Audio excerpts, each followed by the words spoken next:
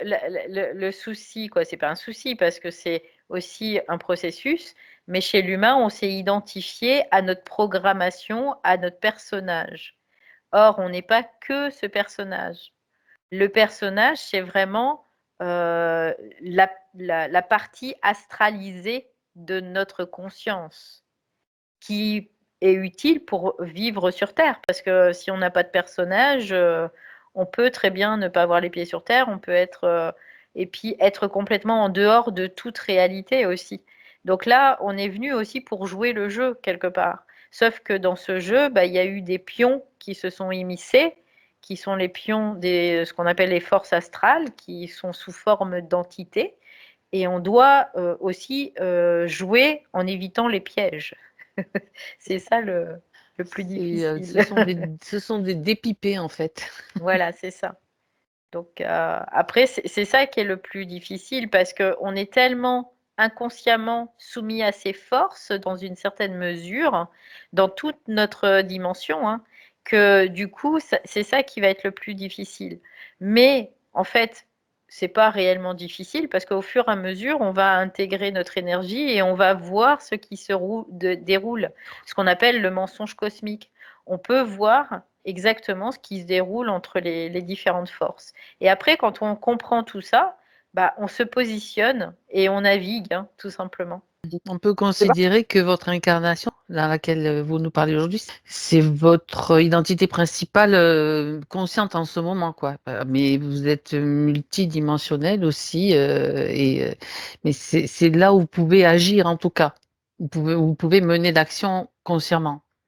En fait, les samyas dans les mondes parallèles, c'est juste les pertes d'énergie qu'il y a eu lors de votre descente en tant que conscience dans la matière. Il y a de la perte d'énergie. Parce que s'il n'y a pas de perte d'énergie, il n'y a pas de densification. Il faut qu'il y ait de la perte d'énergie.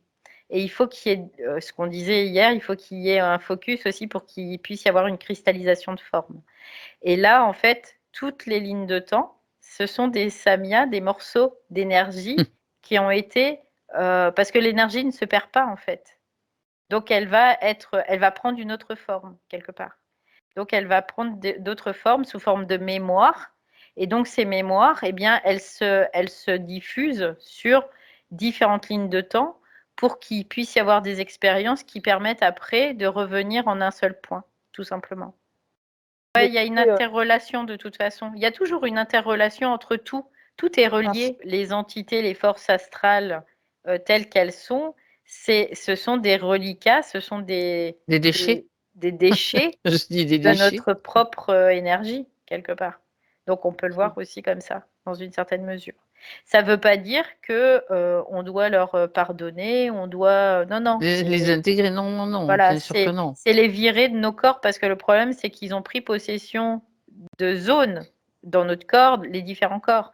Donc ça, c'est vraiment de les foutre dehors parce que ça nous parasite, tout simplement. Voilà. Et à partir du C'est moment où on récupère notre énergie, c'est de l'énergie qui est plus à disposition pour eux, donc ils peuvent plus survivre grâce à notre énergie.